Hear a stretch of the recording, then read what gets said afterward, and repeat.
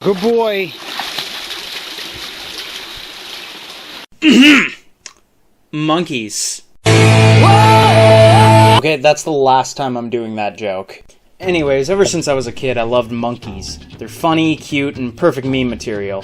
Whether I was watching Zaboomafoo or going to the Cherrybrook Zoo in Moncton to watch the monkeys do hilarious things.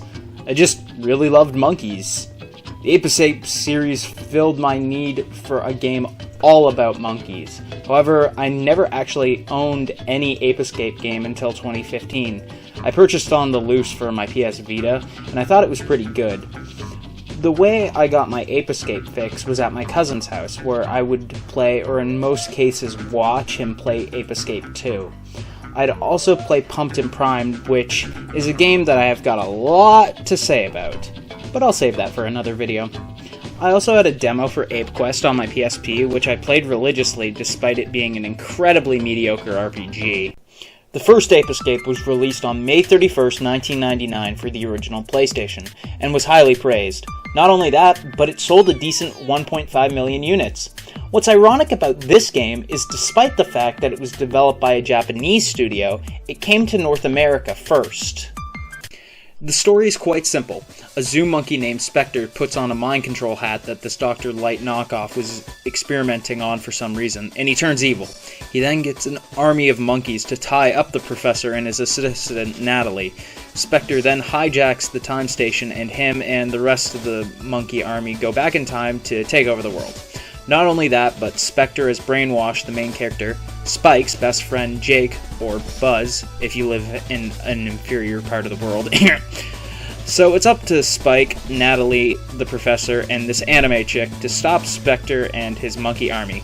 Fairly simple story, but it works. The first thing you notice while playing Ape Escape is its weird controls.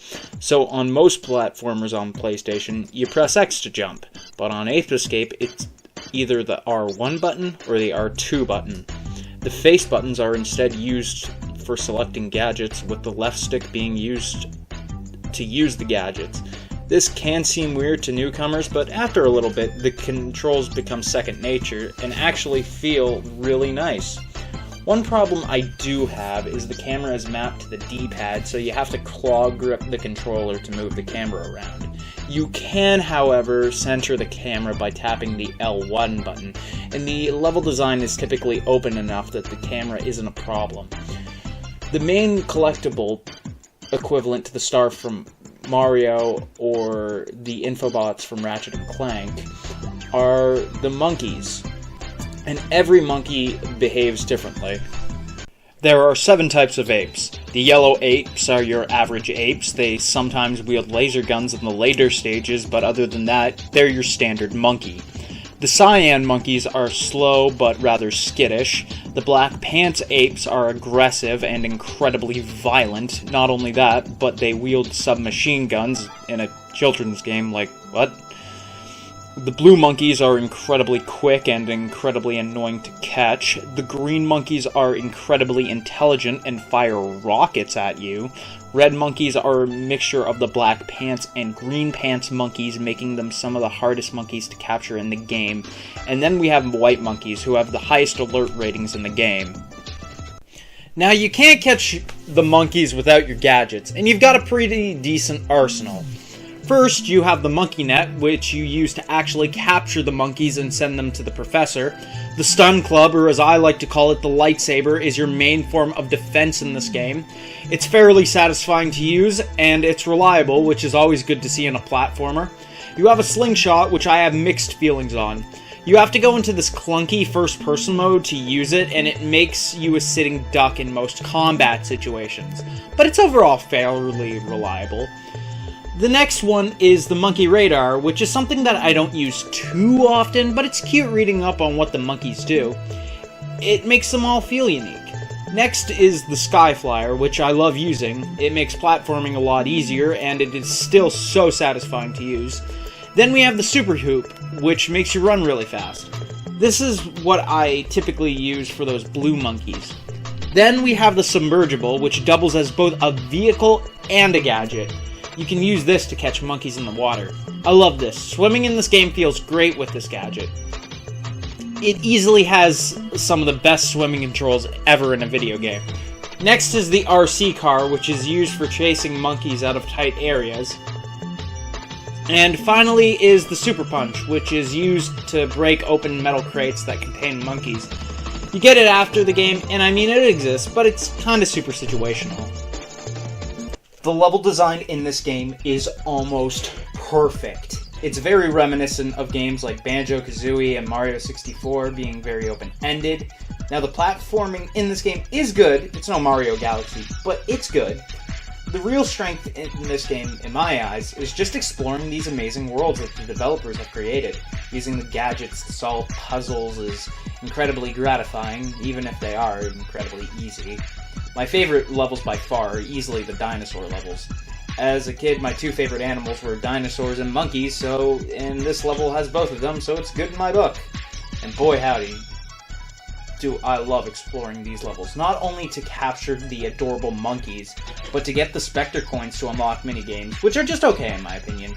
They're a decent distraction, but not much else.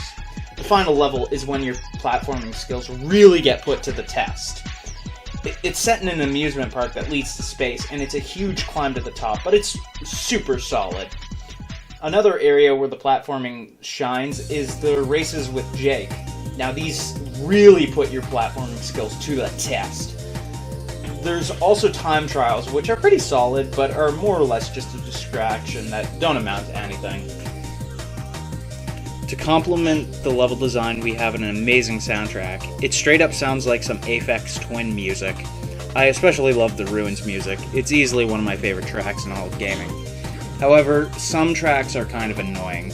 I don't know if it was just the level pissing me off or what, but the Hot Springs level's music was repetitive and annoying to me. But aside from that one song, the soundtrack is fantastic. The voice acting in this game is both simultaneously terrible and amazing. I mean, just listen to Spike here. Ow! Hey! Couldn't you bring me down a little more gently? Well, it's not my fault. Didn't you see that the cage fell on its own? Yeah, Natalie, you dumb bitch. Now, this game is pretty much perfect, but there's some things about this game that kind of tick me off. Like I mentioned before, the camera is super annoying, not only in narrow spaces, but when you're in combat scenarios. And a part of me wishes that there was a lock-on function like the Zelda games to remedy this problem. Then we have some just god-awful vehicles that you need to use both analog sticks to control. I avoid these as much as possible. Also, this game doesn't have much in the way of bosses. Most quote-unquote bosses are just mini-bosses, and there's like 3 in the whole game. They're like at the end of the game, and I mean they're good bosses, but I just wish there was more of them. Also, the game boots you out of the stage when you get the required amount of monkeys, even though there's more than the required amount in a stage. This is a very similar problem to when you get a star in Mario, and I really wish they would have fixed it for this game, but oh well.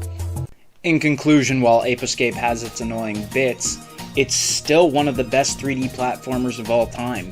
It was super revolutionary because it was one of the first games to truly utilize the DualShock analog controller, and like, just think, all the games that use dual analog today, we have Ape Escape to thank. It's easily up there with games like Ratchet & Clank 2, Mario Galaxy, and Crash Bandicoot 2. I give Ape Escape 1 an A. Thank you so much for watching this video. If you liked this review, please leave a like, subscribe, and tap the bell. My next review won't be out for a while, but it's gonna be on a game on about a certain kangaroo.